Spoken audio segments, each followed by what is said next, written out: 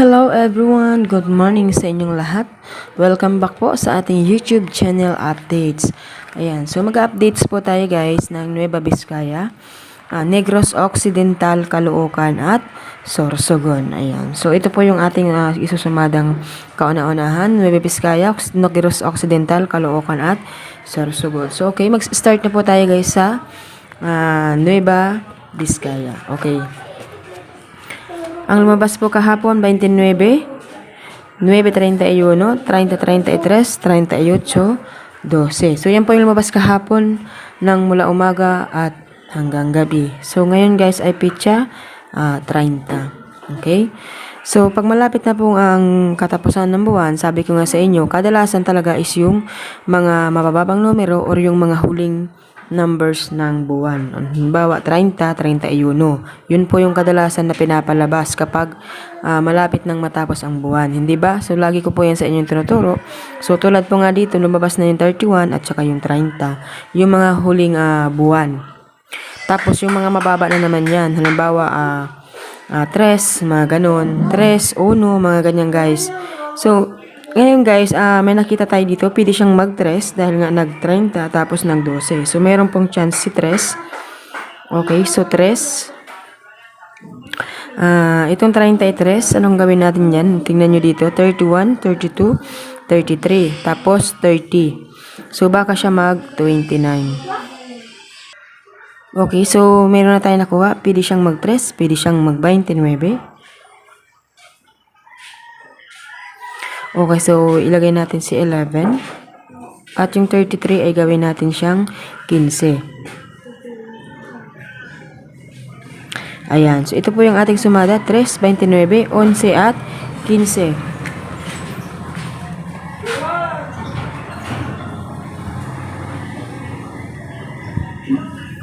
Okay guys, yung next natin ay Negros Occidental.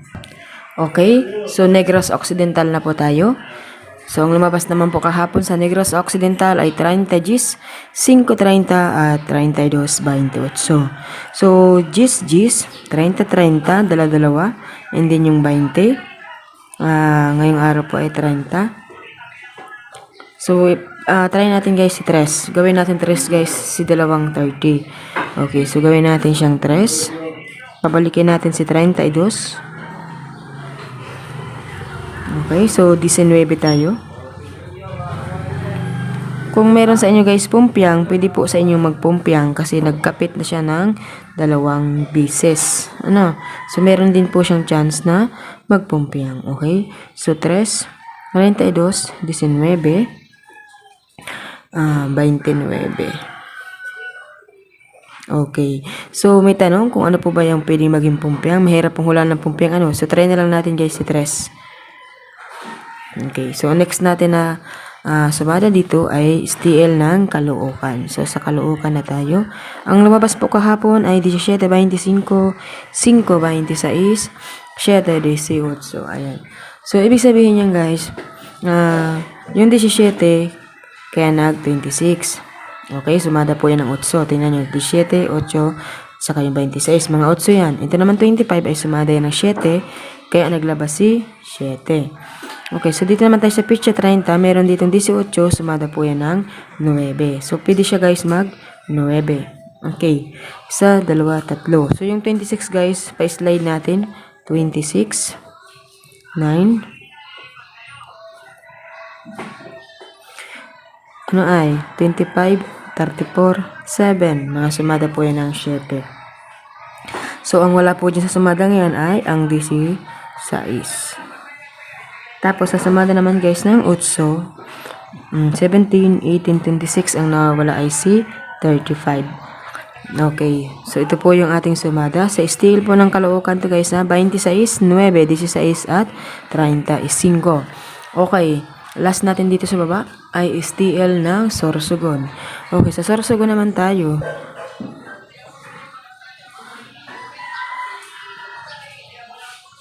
Okay. Meron din ako sa inyo guys tinuturo dati, di ba? Na minsan inuuna yung pumpyang kaysa doon sa kapit at saka sa dos. Tingnan nyo, nagpumpyang na siya, nagkapit at nagdos. So, yan yung mga basihan. Minsan, kapit, dos, pumpyang. So, dito naman, Pumpiang muna, nagkapit, at nagdos. So, ito po yung isang tinuturo ko sa inyo.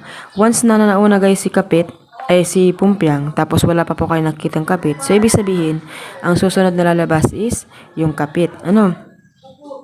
At kung hindi pa po lumalabas si dos, meron po siyang lumabas na lalabas si dos. So, tingnan nyo dito, 1, 2, 3, at 4. So, may bilang na naganap. Okay? So, dito naman guys sa baba, 9, kaya nag-18. Pwede rin si 9 na mag-19. So, lahat siya po ay nasa pattern. Okay, so ngayon ay pitcha 30. So, gawin natin siya guys ng 18, 19. So, nag-2, pwede siyang mag-20.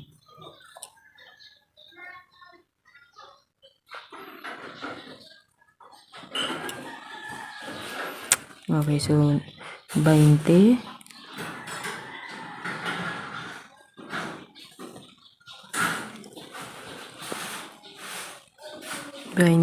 Balik natin si 18. Okay, so 20, 18, 10, at 5.